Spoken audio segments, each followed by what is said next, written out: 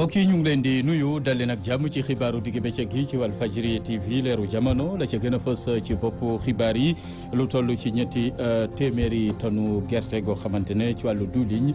dañ ko mun a mattal fii ci réewum Sénégal di ko jébbal Sonacos say su ne ñi yëngu ci wàllum defarum diwlin gi fii ci réew mi ñoo ko xamle su ko defee Sénégal dootul mun a jéggaani diwlin ca bitim réew daa ngeen ci dëgg leeral yi ci biir xibaar yi ay organisation kuréel yu boot ay liggéeykat bokk na ci jot nañoo ñaawlu la xew ca groupe Sebo ñaawlu nañu anam ya ñuy saytoo liggéeykat ya fa ne sàmmuñu seen àq ak yelleef daa ngi ci dégg Mamadou Goudiaby mi jiite googule kuréelu syndicat ci janoom ak taskatu xibaar yi.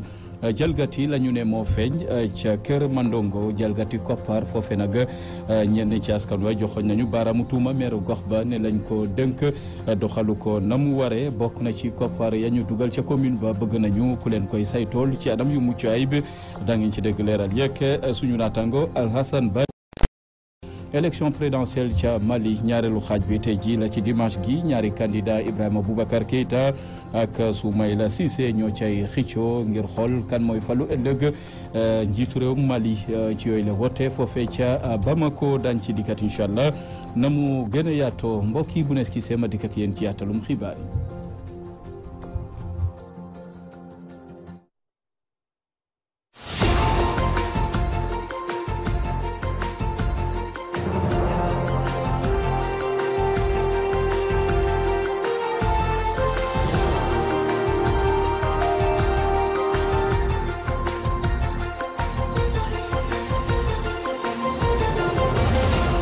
Walf TV leeru jamono mbokk yi ñu ngi leen di nuyu dal leen ak jàmm ci xibaar yi ñu fas yéene ko door rek organisation générale des travailleurs du Sénégal OGTS kuréelu syndicat googee jot na ñaawlu la xew ca groupe Sebo foofe nag jotuñoo sàmmanteeg ak yelleefu liggéeykat ya fa ne ab jalgati feeñ fa ci wàllu doxalin ba tax na yëf ya demoon na fu mbaxana doone benn waaye ba léegi dossier gi ni mel dafa tàggatembe doon lu jaaxal metti lool Mamadou Goudiaby njiital OGTS ci janoom ak taskatu xibaar yi dañ ko ci teewlu ci micro Théodore Semedo. kenn mënul fexe ba mu organiser des élections travailleurs yi dem nañu inspection ñu jox ko mise en demeure faalewul inspection président yooyu à l'assemblée soññ nañ ko ne ko lii ngay def du noonu problème amul ci organisation élection organisée ba tey ba léegi gisuñu tey ëllëg même pour ñu rencontrer ko problème la dañuy interpeller état na xam ne travailleurs yaa ngi gagner les procès ci kanam employeurs yi mais mënuñoo jox dara parce que tout simplement c'est du dilatoire par rapport à l'exécution des jugements rendus pour le peuple et pour les travailleurs loolu ñun OGTS li ñu proposé mooy dafa war a am un juge indépendant choisi même par ses pairs boo xam ne bépp jugement bu wodd ci loxoom huissier bu ñëwee il va contraindre la contrainte par corps à tous ces employeurs ñu fay li ñu war a fay. li bëgg mooy centrale yi li ñu commencé woon naan amul droit amul loi respecté wuñu droit travailleurs yi ci biir entreprise nañu dem jusqu'au bout parce que centrale yi marche nañ fii ñun bokkoon nañ ci marche bi lu baax la mais je crois que centrale principale yi nga xam ne ci joŋante bi ñoom ñoo fës malgré que am na contestation mais ñoom ñoo fës nañu jël leur courage à deux mains. Ensuite dañu interpeller l'Assemblée nationale à travers le président de la commission des lois monsieur Pape Sagna Mbaye à travers le président de la commission SEC pour que lors de la loi de finances bi ñuy wotee au député ñu interpeller directement les ministres par rapport à Sebo ban doole la am ci Sénégal même bu fekkee ne xaritu président la wala xaritu keneen la ban droit la am pour muy bafouer les droits des travailleurs te kenn du yëkkati benn maaraam. fexe ba Sénégal dootul jéegaanati lii di diwlin ca bitim réew loolee doon na lu yitteel ay artisans ñoo xamante ne ay liggéeykat lañu jëm ci wàllum defarum diwlin fii ci réew mi ne xayma nañ ko lu toll ci ñetti téeméeri tonnes yoo xamante ne saa su ne ñu ngi koy jébal Sonacos ngir mu gën a taxaw doxalin googeek liggéey ba yoon gi ñu dénk wàllu njënd ak njaay gis ne daal ci wàllu googe Sénégal ma nga ca jéego gu yaatu goo xamante ne ëllëg mun nañu toog ba dootuñ mun a jéegaani diwlin googe sa bitim réew. ndaje waxtaan ca Bawol dañ ci teewlu Mamadou Matar Sarr. saison bii di campagne bi dafa échec waaw dafa échec maanaam gerte gi jënd nañ ko béykat yi xaaju des na échec la ci ñoom ñun jënd ko ba pare.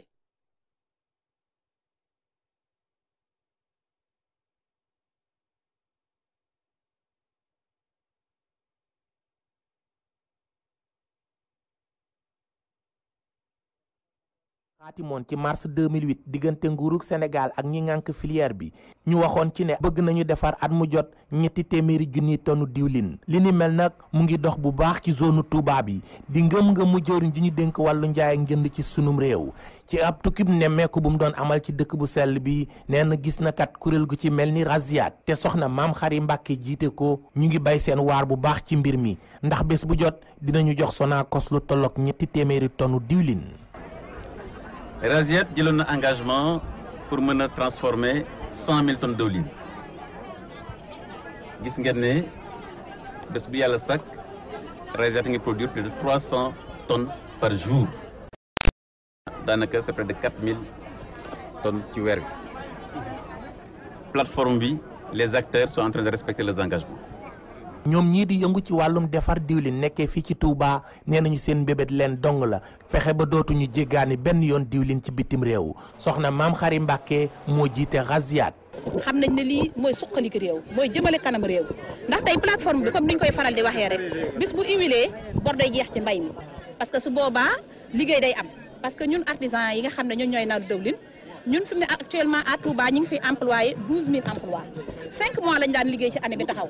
tey grâce à partenariat Raziat Sonacos tax na dinañ mën a liggéey 1 an te gëm nañ ne que plateforme bi luy dem la. directeur général bu Sonacos Pape Dieng teewoon ci ndaje mi nee na jot na nguuru Sénégal gën a xoolaat secteuru njaay ak njënd mi ndax lu ko mooy mën na leen a indil ay jafe-jafe. secteuru commerce day secteur bu sensible te bu ñu bàyyee ku nekk lu la neex def te nañu toog ba ay problème am ne ci ku nekk gis boppam. kàddu yooyu nag tax ministre du commerce ne am na ay dogal yu nguurug Sénégal gi jël. depuis une semaine joxe naa tegtal au service du commerce intérieur pour que format diwlin 250 millilitres ba 5 litres diwlinu gerte kese la doon leen léegi Sénégal. muy Sénégal bañati jéegaane 200 milliards ci bitim réew di jënd diwlin mais transformé ko au Sénégal. yaakaar naa loolu wane nañu ne on a des acteurs yoo xam ne mën nañu kaa def. lii nag di mbir moo xam ne kilifa yi ngànk mairie bu Touba rafetlu nañu ko bu baax ndax nee nañu du def lu dul yokk koom-koom bi ci dëkk bi. Abdoulahat Ka. defe naa ne lii moo mën a développer Sénégal développement économique et social lii moo koy indi am réew waa réew maa koy defar ab dëkk waa dëkk baa koy defar. Touba Mbacké Mamadou Makhtar Sarr pour la radio télévision Walfadjri. ñu ngi koy jaajëfal Mamadou Makhtar Sarr ñi yëngu ci wàllub njaayum gerte geek ñi bokk na ci defarum gerte gi mu mun a doon diwliñ joxoñ nañu baaraamu tuuma Sonacos ne na muy doxee dëppoo ak yoon ba tax na sàkku nañ sax ci kilifa yi ñu gëstu koppar yañ fay dugal saay su ne foofee ca Sonacos jot nañoo ñaawlu sax doxalinu njiit ma dañ ci teewlu Modou Kara ñi ngi ma yor seen kàddu foofee ca diwaanu Diourbel ci micro Mamadou Matar Sarr. saison bii di campagne bi dafa échec waaw dafa échec maanaam gerte gi jënd nañ ko béykat yi xaaju des na échec la ci ñoom ñun jënd ko ba pare yàqu na seen i loxo ñu ni obligé nag dañ koy indiwaat Touba pour ñun ñu xolli ko delloo leen ko ñu segal ko. li ñu wax ni ñoom la ñuy fay dëgg loolu noonu dimbali wun waa Touba dañoo bëgg ñun ñu jël suñu alal dolliwaat ci ndax ñoom gerte gi ñu yor baaxul gerte goo xam ay gunóor la daa saxe wala def dara baaxu ci kooku boo koy liggéeyloo nit mu koy dugal ci machine courant mooy da koy yóbbu ca xotti ya da koy war ba mu nooy gerte gi tigee sax mënu ko ndax li tax mënu ko daa am gunóor daa saf-sap daa xeeñ ay gerte daawaati jéeg ay nit ñoo soxla Sonacos ay nit ñoo ciy jariñu alalu askan wi la nan ko yaxana la nañuy xool li nga xam ni moom la méngoo moom la attan loolu la mën a def loolu la moo ci war ñu koy def te bàyyi alali réew mi ni yàq maanaam yëf yi boo ko dee xool doo xam lu muy nural ñoom ñi nga xam ne ñoo engagé affaire bi nan xam ni buñ bëggee dimbali waa Touba nan ko wàññi loolu lii seen programme bi lu baax la nag ndax day jëriñ réew mi mais nag fi ñu ko defee mooy dañoo xamatul ñoom fan lañ jëm te ni ñu ko defee amul benn sécurité Pape Dieng moom dama jégal rek ndax moom daa yore Sonacos du la personne qui m'intéresse mais Sonacos alalu àdduna bi ni ñuy yore réew mi ni ñuy yore alalu askan wi baaxul OFNAC daa woon a dem foofu xool gerte bi ñu jënd ba xam baax na am baaxul ñu xool ñu woo test gars yi nga xam ne ñooy jënd gerte ñu xool leen xam ne bu doon seen alal la duñ ko jënde loolu président santu leen woon lii ci gerte gi président néewu leen woon ngeen jënd gerte gi pour ngeen garder ko ba mu yàqu ngeen jox ñu ko ñun ñu xolli ko déedéet président da leen woon Sonacos na jënd gerte gi def ko diwlin ñu jaay ko askan wi mais waxu leen woon ñu jënd ko yàqaate ko ba mu yàqu ñu ñëw ñu koy jox ñun ñu ni sonal gerte gi mënut gerte caaf mënu ko man wonan ma di ma jox man leen ko gerte du ma ko bojj ndax day yàqu. kuréelu syndicat bi di ànd gësëm boot waa kër docteur ña nga woon ca diwaanu Saint-Louis sàkku nañu ñu audité maanaam xool la fay dugg ci ay koppar ci hôpital régional bu Saint-Louis loolee doon na lu yitteel Sidé Ndiaye ak ñamu àndal dañ ci teewlu Mbalaw Diathiam bokk ci ànd gësëm ay kàddoom ci micro Gabriel Barbier.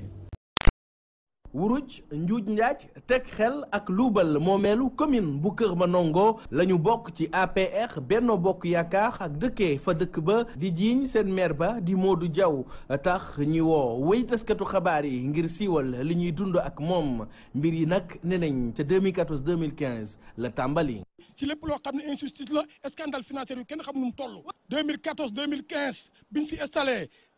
PNDL moo ñu jox financement wu 20 millions. mu jël 20 millions yi 5 millions yi mu def ko benn salle de classe ngeer à Loyenne 15 millions yi mu ne 5 pieds solaires la fi def tool maraîchage pour jigéen ñi jël 5 tool yooyu facturé ko bu nekk 3 millions bi mu ko facturé bu nekk 3 millions 4 panneaux solaires 125 000 2 batteries 125 000 750 000 ak barbar 500 000 ça fait 1 million 250 000 mu facturé ko 4 millions ndax dafa defaat avancement bu Kër Manongo bi 1 million teg ko fi muy 4 millions lii nii scandale financier la. ba tey ñoom ñi lee mere ko lool ne yemut foofu. beneen bi muy action sociale loo xam ne yow yaa ngi am carburant 2 millions yor sa solde yor sa yeneen indemnité yëkkati lu yëpp jox la ko nga jël 2 millions yooyu engagé ko daaw ci koo xam ne benn fournisseur la ko engagé pour benn facture ceeb.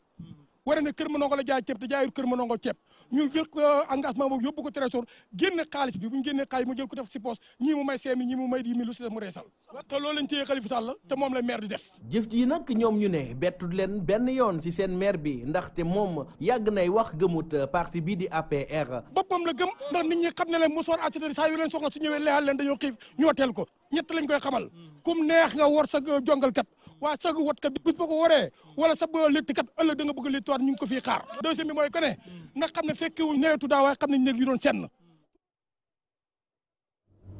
mangoog dañ ci dikkaat na mu gën a yaatoo foofee ca Kër Mandongo junjoon nañ ko sànq waa ànd gësam ca Saint-Louis jot na métit lu la xew ca hôpital régional bu Saint-Louis bokk na ci na muy doxee ne jot na kilifa yi gëstu ko koppar yañ fay jëmee ana fu mu féete Mballo Diathiam ak ñamu àndal ña nga woon foofee ca Saint-Louis ay kàddoom ci micro Gabriel Barbier bu fekkee ne jàppandi na ci machine bi. banlieue bi politique yi dañu lajj fi ci ndóol la ci ñàkk kaaraange nga gis ko fii ci ñàkk kaaraange bu doy ak parparloo.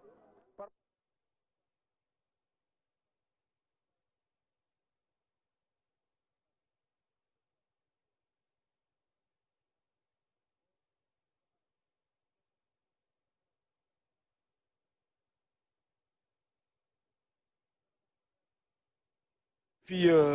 Saint-Louis déglu camarades yi vraiment li ñu wax ci hôpital bi daal dafa yéeme. ba tax na bu ñu xoolee ni hôpital bi koom-koom bi ñu ko joxoon ay lu jege milliards ci liñ naan contrat pluriannuel d'objectifs et de moyens maanaam CEPOM yokk ci subvention bi nga xam ni conseil départemental bi joxe na ko ak tarif yi ñu yokk bu ñu gisee ni hôpital bi li muy jënd ci ay jumtuwaay yi war a tax mu exploité ko benn jumtuwaay doxu ci ba malade yi nekk fii pour benn analyse dañ leen di yóbbu ci feneen ci yeneen dispensaire wala yeneen centre de santé pour que même rajo dañ leen di yóbbu ba Louga wala di évacuer ay malade ba Louga ci hôpital international bu mel ni Ndar loolu vraiment bi ñu ko camarades yi waxee dañ ciy yéemu parce que loolu amul dara lu ko war a mën a expliquer surtout que nag waxtaan nañ ci bésu tarif yi ñu nee nañu techniquement ak légalement loolu warul mun a nekk parce que munoo def ay tarif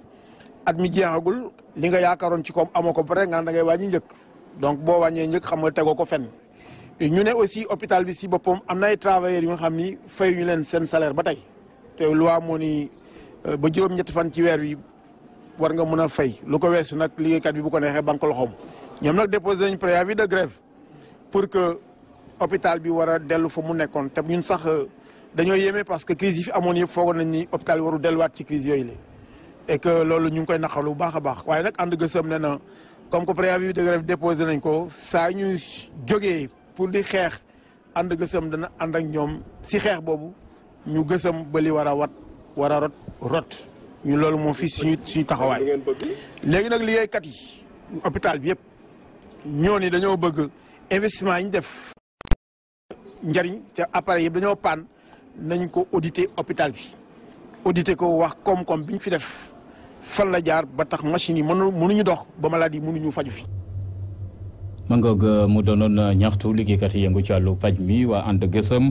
foofee ca Saint-Louis ab kuréel a ngi ni boot ñi nga xam ne ñoo loru ca Tivaouane Peulh ñoom la ñu daaneel seen dëkkuwaay ga ñooñee jot nañu amal te ndefalu ñaxtu ci buntu Walfadjri joxoñ baaraamu tuuma ne yenn ci ay promoteur yu Sénégal ñoo bëgg a akimoo suuf sa ci anam yu dëppoo ak yoon dañ ci teewlu Mamadou Lamine Diédhiou mayor seen kàddu ci micro Mamadou Dieye. ñëpp xam nañ ne Tivaouane Peulh mois d'avril 2017 Descos dafa wàcc ñëw toj suñuy kër état yónni ko amul ordonnancement amul ordre état pour ñëw toj ba ñuy tojit récemment dégg nañ directeur AGEROUTE ci CRR bu ñu defoon fii Thiès ci wàllum tali bi mu xamal nit ñi ne que moom de 100 mètres la soxla pour emplir tali bi te Descos la mu toj ëpp na loolu 5 fois 7 fois di dem ba ñu toogee premier ministre xamal nañu mësul yónni Descos te Descos ci moom la bokkoon moo nekkoon patron Descos ñu topp mbir mba ci biir dajeeg premier ministre mu xamal nañu ne que moom yëgul tiinul yëglewul waaye de jël na ay décision képp ku ñu tojal foofu nan la fay sa kër delloo la sa alal maire nag nee na mënul def liggéey boobu ko premier ministre sant tant que premier ministre bind ko këyit bu koy jox wane ni ko lu muy wax dëggal na ko kon ñi ngi xaar ci premier ministre engagement yu mu jëloon ak collectif ba mu ñu dajeeg moom primature mu bind ko xaatim ko yónnee ko maire Tivaouane Peulh Papis Massokhna Diop comme ça mu mën a commencé liggéey bu ñu defaraat Tivaouane Peulh delloo suñuy suuf parce que ñin fa gis ñu fay ñëw bañu jóg suus lañ ci tudd moom mi nga kamak bañu jóg dem na ne ba sax ci biir ay waxu maire bi nee na moom de am na sax autorisation eaux et forêts pour déclassifier une bonne partie du domaine maritime muy filawooy fas yéene kaa dagg ci loolu nag dañuy interpellé ku ci mel ni Pierre Goudiaby Atepa moom mi nga xam ne moo nekk ci kaw collectifu protection du littoral nan dem gis mbañu jóg suuf te jóg wax ci wax jooju balaa loolu di jéggi day ndax littoral boobu dafa am solo CSE mi nga xam ne Yërim Sow ko jiite ñëw na ne moo fa moom CIPRES entre les deux tours si la ñu jot ci weeyu bëy le président de la République Abdoulaye Wade mi fi jóge moo leen jox foofu 100 hectares bu ñu toppee mbir ba jot nañ seen baay bi yor nañ ko baay bi 2017 bi la génn ñun de ban fay am jiitu na loolu dañaan président de la République nañu recevoir nu mu gën a gaaw ñu xamal ko li xew biir Tivaouane Peulh. lu aju ci nawet gi commune bu Guinaw Rail Sud soobu na ci gën a wàqi canal ya fa jaar bokk na ci lépp luy mbalit te askan ba faral di ko fa jóor doon na lu metti lool délégué de quartier ya féete ca Guinaw Rail Sud jéego yi ni mel ak ndaje waxtaan gañ fa daan nas dañ ci teewlu Théodore Semedo ca googule commune. Guinaw Rail Sud mu ngi waajal nawet bi ci ndimbal mairie bi. vraiment curé canal bi nga xam ne mooy canal bi gën a mag si ginnaaw rek mooy canal à ciel ouvert bi waaye aussi du moom rek am na aussi yeneen canal yoo xam ne ñu ngi fii si ginnaaw am na boo xam ne dèjà danaa fa dem léegi boobu ñu ngi koy nettoyé am na yeneen yoo xam ne suba lañ koy defar yoo xam ne ci quartier Amadou Ndiaye ak Sotrac yooyu yëpp suba dañ ko liggéey en tout cas mu nekk li nga xam ne dañ koy def pour dugg ci wàllu inondation xam nga mois de août ak mois de septembre ci Ndakaaru en général ndox mi dafay bari. si benn bés bu ñu doon def settetal ak tamit curé caniveau yi délégué de quartier yi imam yi ak ñi ngànk mairie bi profité nañ yëkkati seen kàddu di ñaax askan bi di bañ a tuuru mbalit ci canal yi. ndax mbalit bi indi fi boppam nit ñi ko fi indi nag comme nit ñi ko fi indi nag bu ko jéeñ maire wala bu ko jéeñ waa mairie loolu du benn yoon waaye nag nit ñi ñoo war a taxaw ana fa muy tàmbalee ci imam yi ci délégué de quartier yi wàcc ci population bi nag pour bii mën a defaru. waaye nag nit ñi nag ñoo dëgër bopp li si gën a bëri guddi lañ koy def te ngi santé nag pour ñëpp la nag. appel bi may lancé mooy ñu xam ne mbir mii ñi ko fiy def defuñu ko pour seen bopp dañ ko def pour ñun li lay war a suuli nañ ñu ci jàppale bañ cee defati mbalit mi mbalit du pour canal oto yaa ngi ñëw bés bu ne waxtaan nañu ak waa UCG yi ci suba ba léegi ñu ngi fi di ñuy jàppale ci liggéey bi bés bu nekk oto yi ñëw li lay war a suuli nañuy denc mbalit mi ci kër gi bu oto yi ñëwee ñu dugal ko ci oto yi mu yóbbu ko. nit ñi respecté le code de l'environnement maanaam du mun a gën a mel si sa biir kër ba pare ñoo fekk sa buñ kër nga ko fay sotti wala dem buñ kër jàmm di ko sotti loolu baaxul. tëju canal bu mag bi nekk ginnaaw raay sud waxtaane nañ ko fa tamit. bi ma koy wax sax boobu yàlla xam ne dama amoon volonté politique rek mais j'avais pas les moyens de le faire mais en tout cas su ma jom mayoon na ma su ma fit ne lii dinaa ko réaliser mais wax dëgg yàlla bu ma koy wax boobu amoon les moyens sur place mais gëmoon naa yàlla ne lii dinaa ko def ma promettre ko leen promettre woon waa Katim ne esplanade bi dinañ ko bu paree ak canal bi balaa pare canal bi dina fa jóge mais heureusement ren ci kàttanu yàlla ci pakaseen bi nga xam ne vraiment ñëw na ci commune bi dañu sélectionné ci am nañ ci benn montant boo xam ne jël nañ ko def ko ci pour fermer vraiment ce canal là xam naa bu heure bu ñu koy fermer sax dana fekk esplanade baa nga pare wala esplanade bu pare ak diggante bi nga fermer xam naa ne du mat 1 mois wala du mat 2 mois maximum kon suñu borom mën a def que ne loolu moo waxoon démb yàlla mën nañ ci jàppale ci kanam. ñu sant ko commune de plein exercice ak acte 3 décentralisation ginnaaw raay sud de am na lu ëpp si 30 000 habitants ñu yeewoo si ñaar fukk ak juróomi quartier ki dañ ko yéen fii si diwaanu ginnaaw raay sud Théodore Semedo pour Walfadjri. ñu ngi koy jaajëfal Théodore Semedo lu aju ci géopolitique bi coow juddu na ci APR foofee ca diwaanu Saloum ca Nioro ca commune bu Kër Mandongo yenn ci militant APR yafane joxoñ nañu baaraamu tuuma meeru gox ba ne dafa jël gati ko pare waroon a jëm ca gox ba sàkku nañu sax mu tekki ndombal tànkam ci APR waratul doon militant dañ ci teewlu Alassane Ba ca Kër Mandongo. Njaaj teg xel ak luubal moomeelu commune bu Kër Mandongo la ñu bokk ci APR Benno Bokk Yaakaar ak dëkkee fa dëkk ba di jiiñ seen maire ba di Modou Diaw tax ñi woo wéy taskatu xabaar yi ngir siiwal li ñuy dund ak moom mbir yi nag ne nañ ca 2014 2015 la tàmbali. ci lépp loo xam ne injustice la scandale financier yu kenn xam nu mu toll. 2014 2015 biñ fi installé PNDL moo ñu jox financement 20 millions. mu jël 20 millions yi 5 millions yi mu def ko benn salle de classe ngeer à Loyenne 15 millions yi mu ne 5 pieds solaires la fi def tool maraîchage pour jigéen ñi jël 5 tool yooyu facturé ko bu nekk 3 millions bi mu ko facturé bu nekk 3 millions 4 panneaux solaires 125 000 2 batteries 125 000 750 000 ak barbar 500 000 ça fait 1 million 250 000 mu facturé ko 4 millions ndax dafa defaat avancement bu Kër Mandongo bi 1 million teg ko fi muy 4 millions lii nii scandale financier la. ba tey ñoom ñi lee mere ko lool ne yemut foofu. beneen bi muy action sociale loo xam ne yow yaa ngi am carburant 2 millions yor sa solde yor sa yeneen indemnité yëkkati lu yëpp jox la ko nga jël 2 millions yooyu engagé ko daaw ci koo xam ne benn fournisseur la ko engagé pour benn facture ceeb wara ne Kër Mandongo la jaay ceeb te jaayul Kër Mandongo ceeb ñu jël ko engagement boobu yóbbu ko trésor génne xaalis bi bu ñu génnee xaalis mu jël ko def si poche ñii mu may 5 000 ñii mu may 10 000 lu si def mu reesal te loolu lañ téye Khalifa Sall te moom la maire di def. jëf ji nag ñoom ñu ne bettut leen benn yoon ci seen maire bi ndaxte moom yàgg nay wax gëmut parti bii di APR. boppam la gëm ndax nit ñi xam ne leen mosoor accident saa yu leen soxla su ñëwee leexal leen dañoo xiif ñoo teel ko ñett lañ koy xamal kum neex nga war sa jongalkat waa sa watkat bis boo ko waree wala sa léttikat ëllëg da nga bëgg a léttiwaat ñu ngi ko fii xaar. deuxième bi mooy que ne nga xam ne fekkewuñ nawetu daaw waaye xam nañ néeg yu doon senn troisième bi mooy que ne nga xam ne nawet dafa fekkoon war a yi tooy lu fi nekk lu moo ko fi def. ñoom ñi le dellu di fësal seen ànd ak njiitu réew mi waaye di ko tere mu jiital Modou Diaw ci comité électoral bi su bañee ñàkk commune Kër Mandongo. moo xam ne du meeru Kër Mandongo bii mooy jiitu comité électoral bi su ko fiy jiitee dañ ko sanctionné. ci njiitalu Mbaye Konte ca njëlbeen ab doxu ñaxtu la ñu bëggoon a def gannaaw gi sous préfet xebal takku der yi ñu tere leen ko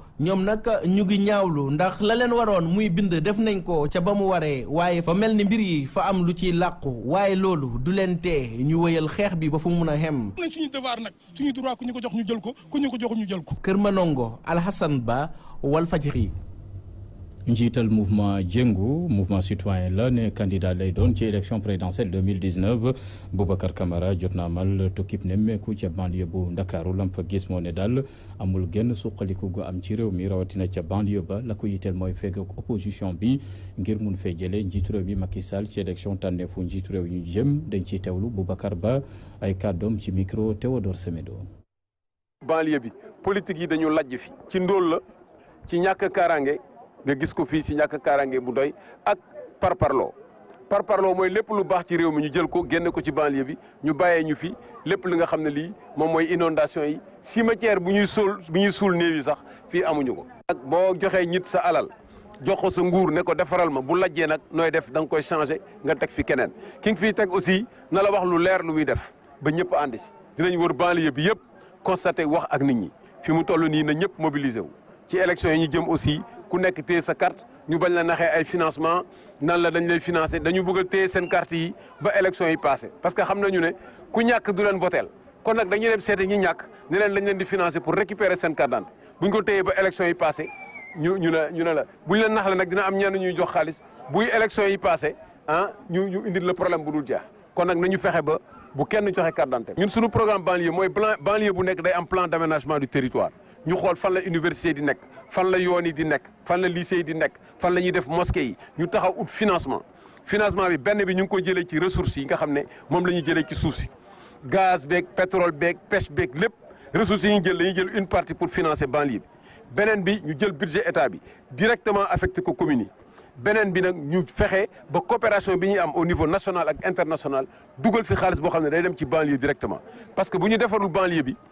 du ñu defar Sénégal fexe ba ñu am des candidats crédibles pour l'opposition fexe ba Macky Sall du bokk deuxième tour ñu gunge ko ndànk mu dem bu dee nag dafa am affaire yu mu bëgg a inaugurer après et tout ça mën nañ ko inviter sax ne ko yow yaay dagg ruban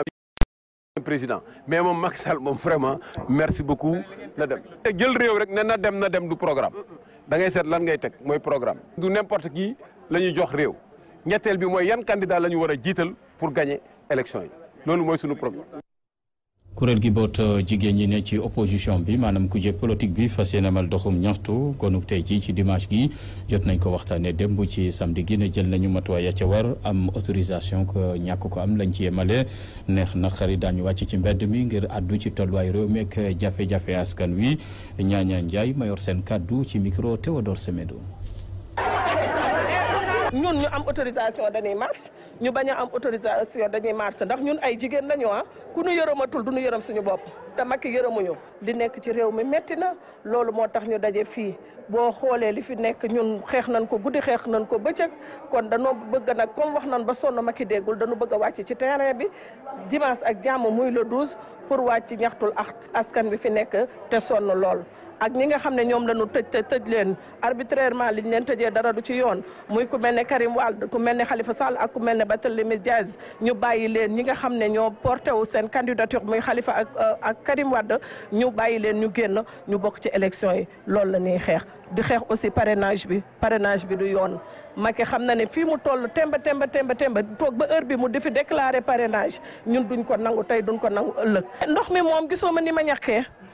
sama toilette yaa ngi nii dama bëggoon a sangu échanger wu mais amuma ndox moom dal ñëpp gis nga ñun ñëpp famille am nañu ay seexna du ñu nelaw guddi du ñu nelaw bëccëg dañuy veiller ba 5 heures du matin su ubbee 4 heures du matin 5 heures mu arrêté waat nga fanaan ci biti talatoo toppatoo sa jëkkër ci néeg talatoo toppatoo say doom le matin ndax soo nelawul boo xëyee yaa ngi lijjanti say doom kon ndox mi ne nekk na loo xam ne problème majeur la mënoo dund te amoon ndox ñàkkum xar gee gën a métti ndax man li ma jaaxal ay mbote yu daan jër 50 000 lan ñu tegal 100 000 francs donc jigéen ñi ñoo ngi fii góor ñaa ngi fii am na ñoo xam ne ren bu ngeen sàgganoon du ñu tabaski monde rural baa ngi nii dara doxu fa mbay mi baaxul ndox amul xar yi dee nañu donc dinañ toog jamono joo xam ne ren boog ren bu yàlla dolliwul sutura nit ñi dinañ jënd ay nag di ko tongtongee ci nguuru Macky Sall rek laa ko fi gisee daaw jéeg am na boo sàgganoon ren dina am jaxasoo amu fi malentendu la te ñun accepté nañu lépp ndax nii rek la mën a demee nag ndax ay jigéen fu ma daje lu mel ni nag Pikine Nord ñi fi nekk xumb ñi fi ñëw xumb fu mu jaar yëf bi xumb. ay jigéen duppe seen bopp collectif Femme Chic ñoom jot nañu amal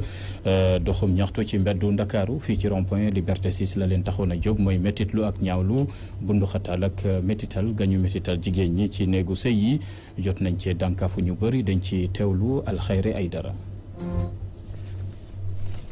village yu bokk ci commune bu Koki na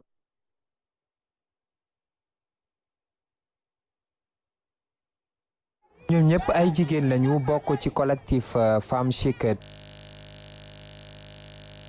te nekk ci Facebook ñoom ñoo joxante dig daje ci rond-point Liberté 6 ngir daal di fa amal ab dox ñaxtu pour fësal seen naqari xoxotal yi ñuy def jigéen yi ci seen biir kër ci démonstration bu ndaw ngir wone jigéen yi méttital yi ñuy am seen biir kër yi Oumy Ndour nee na loolu dafa war a deñ. Je pense que action yu mel nii déjà lu baax la si réseaux sociaux yi jàpp nañ ci bu baax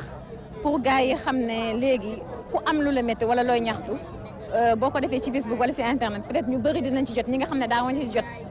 dinañ ci mën a jot. Forme d'engagement bi moi je pense que lu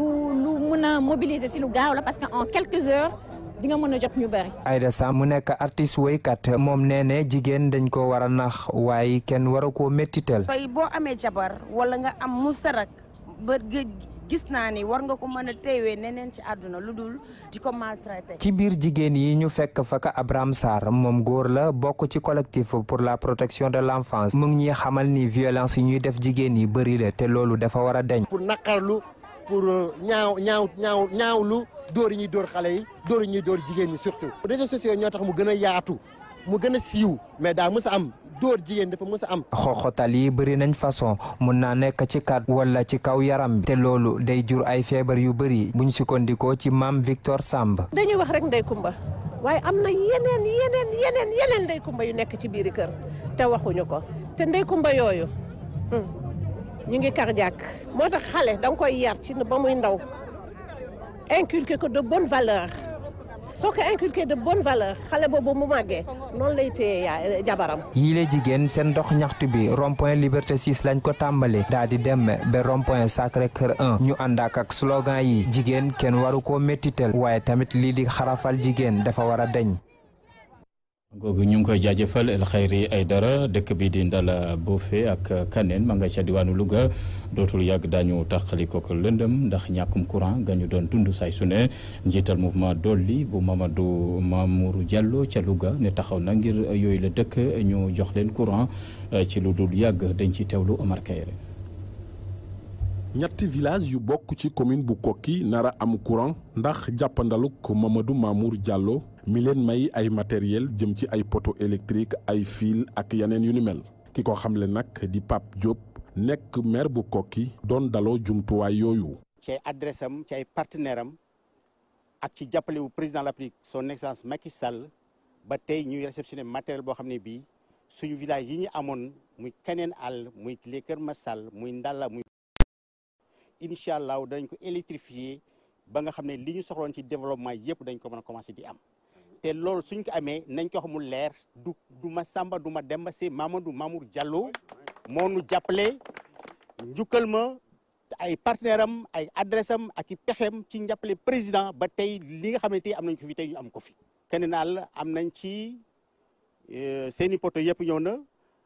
poto yi Ndalla ñoom ñëpp seen poto yi ñëw na. poto yi Bofel Alassane ñoom ñëpp seen poto yi ñëw muy 3 villages sur les 6 mu des les 3 plus l'extension du village de Koki yoo xam ne vraiment dañoo bëgg a jëlaat éclairage public bi surtout sur artères yi nga xam ne dafay def ci entrée yi ba vraiment nga xam ne Koki dina mel ni war a mel ni ñu ko soxla. dëkk yooyu nag nar a génn ci lëndëm gannaaw ay at yu bëri ñu ko doon xaar waaye mu mel ni courant boobu dina saafarawaat yeneen jafe-jafe rawatina ndox mi nga xam ne yenn saay dañ doon am jafe-jafe ngir am ko ndax forage bi nekk ci Ndalla doon taxaw yenn saay ndax ñàkk essence ki ko xamle di porte-parole chef de village yu Ndalla. amoon nañ forage boo xamante ne groupe buñ ci def du yàgg ndax lim boot ay dëkk dafa bari kon bu lii ñëwee ba yàlla defee mu àgg fa day saafara lu bari ndax dëkk yu bëree bari ñooy naan ci forage ba. jaraafu commune bu Koki di rafetlu politique de développement bi nga xam ne Mamadou Mamour Diallo mi ngi koy amal di yeesalaat taxawaayam ci wetu président mouvement dolli bi ngir fal Macky Sall ci élection 2019 yii di ñëw. ñoo ngi ci gannaaw Mamadou Diallo ci le mouvement dolli Macky dans le département de Louga di ko jàppale président de la République tey li ñu leer mooy incha allah lañ doon def te léegi lañ ko gën a mën a def. danañ ko def ba réélire son excellence au premier tour incha allah en 2019 te li leer moo aussi parrainage bi muy wax na xam ne kooki moom danañ ko parrainer à 99,9% yoo xam ne lu leer nañ lay doon parce que dañ ko daan def ba daal du dara te léegi la gën a yomb. cérémonie réception matériel boobu nga xam ne dañ ko jagleel ñetti dëkk ngir ñu am courant mu ngi doon am ci buntu mairie bu Koki ci teewaayu chef de village ba ak Koumba Ndiaye nekk conseillère économique sociale environnementale. Oumar Kayre Louga Walfadjri. ñu ngi koy jaajëfal dañu dem ca diwaanu Kédougou foofee nag daloon na ndaje mu yaatu jëm ci gën a ñongal coopération diggante réewum Sénégal ak Inde ba tax na ñi nga xamante ne ay gëstukat lañu ay opérateur ci wàllu industrie fekk baax ci Inde ak yu Sénégal sottante nañu xalaat ngir gën a ñongal diggante bi dañ ci teewlu Soli Burama Dabo ca Kédougou. bu ñu demee ko ay ressources yu fi am yu mel ni ressources minières ci wàllu mbay mi wala ay produits forestiers mën nañu wax ne daal Kédougou toll na foo xamante ne daal faw mu ubbi buntam si yeneen i réewum rawatina ñi nga xamante ne daal seen xam-xam dafa màcc ci wàllu exploitation. lii moo firnde bi ndaje si teewaay opérateur économique ñu bàyyee ko ci réewum Inde ak it ay doomu Sénégal. thème bi nag ni la tëddee l'action indienne pour l'émergence du secteur minier sénégalais mu doon ndaje bi nga xamante ne daal participants yi jot nañu teg seen bët expertise indienne ci wàllu secteur yi bëre. Razib Kouamar ambassadeur bu Inde fii ci réew Sénégal di wax ne daal boo gisee nag mu ànd ak opérateur économique indien parce que dafa gis ne daal réewum Sénégal ak kii di réewum Inde lu ñu bokk bëri na yu mel ni diine ak it démocratie. occasion ngir l'expert Boubacar Tamba journaliste rajo Sud FM di présenter ay avantages yu bëri yu fi am ci wàllu ressource. Kédougou am na yeneen meññeef yoo xamante ne ñu ngi biir suuf si ñu tudd si li nga xamante ne moom mooy marbre ci tund bi nga xamante ne mooy Ibel am na fa marbre ci quantité bu am solo marbre boo xamante ne bu mucc ayib la am na foofee leneen li nga xamante ne mën nañ ko wax moo di ne bi minerai bi ñuy wax lithium moo am solo bu jëm ci ay defar batterie ak yooyu am na ci diwaanu Kédougou gis nañu itamit ay indice de cuivre gis nañ tamit ay indice diamant gis nañ tamit li nga xamante ne mooy uranium ci lu mat de fukki junni tonnes leneen li nga xamante ne ñu bëri xamuñu koon diwaan Kédougou am na fi ay phosphate donc li ñu woowee les phosphate de Namel ci quantité bu am solo comme suñuy mbokk indien ñoom constaté yi daa leen di intéressé xëy na du ñàkk bu ñu amee information bi ñu daal koy gas ba mu gën a xóot. Mamadou Adji Cissé maire de la commune de Kédougou di wax ne daal forum bi ñëpp a ci war a gagné. partenariat bi du poser problème parce que déjà ci culture bi am na loo xamante ne bokk nañ ko te tey aussi boo xoolee indiens yi am nañ entreprise yu bëri yoo xamante ne am xarañ nañ ci secteur minier yi donc mun nañu jàppale te ñun suñu entreprise yu nekk fii ensuite pour mun a jaay seen produit ci société minière yi boo leen xamee aussi société minière yi activités yu bëri mun nañ développer ci ginnaaw société minière yi autour des sociétés minières activités yu bëri ensuite secteur agricole bi aussi am na ay entreprises indiennes yoo xamante ne am nañ ci expérience donc loo xamante ne mun nañ jàppale population bi gis ngeen ne tey président lancé na autosuffisance alimentaire en riz te Inde aussi premier partenaire Sénégal la aussi ci ceeb. mun nañ yokk ne ndaje bi occasion la ngir sunu opérateur économique mën a bénéficier ay expertise indienne Kédougou. Soli Brahma Dabo Abdoulaye télévision Walfadjri. ñu ngi koy jaajëfal Soli Brahma Dabo dañu dem ca Mali mi daloo tey élection présidentielle 2018 ñaareelu xaaj bi maanaam deuxième tour bi amal nañ ko tey ci dimanche gi ñaari candidat ñoo koy xëccoo Ibrahima Boubacar Keïta ma fa doonoon président doonaat candidat ci la wote ak Soumaïla Cissé mi jiite ku jëkk politique ba ñaareelu xaaju élection yooyu la nag ñu ngi koy amal ci waxtu goo xamante ne ci wàllu kaaraangeek daanaka takku na lool foofee ca Mali gannaaw la fa xewoon ca weer yàlla ñu weesu ay observateur yi tamit ña nga fa ngir teg bët yooyu la woteek na muy doxee ñu fàttali ne nag ci xaaj bu njëkk ba nga xamante mooy premier tour ba ki nga xamante ne mooy Ibrahima Boubacar Keïta njiitu réew Mali ma doonaat candidat amoon na lu tollook 41,4% maanaam téeméer boo jël ñeent fukk ak benn ak lu teg moom la ñu woteel kam mu doon jonganteel di Soumaïla Cissé xaaj bu njëkk élection yi amoon na 17,8% maanaam téeméer boo jël fukk ak juróom-ñaar ñoo ko woteel ña jot a participer nag ñu jot a wote ca Mali téeméer boo jël ñeent fukk ak ñaar yu tegal ñoo jotoon a wote ci xaaj bu njëkk ba foofee ca Mali tey jii di dimanche gi nag askan wa jóg nañu sànniwaat seen xob ca mbañ gàcciya ngir fal seen jiitu réew diggante Ibrahima Boubacar Keïta ak Soumaïla Cissé kan moo ci jiite Mali ëllëg laaj la ko samp la li ci kanam rawilu gët dañ ci dikkat incha allah ci yooyu lay wote ca Mali mbokk yi lu nuyoo tàggatoo jot na ci xibaar digg bëccëg gi jaajëfal Cheikh Tidiane Diop mi ne woon ci machine bi El Hadji Ousmane Sène ne woon ci réalisation xibaar yi mbokk yi ñu gontoog jàmm ak programme Walfadjri yàlla na jàmm yàgg sax fi dàkk ci réew mi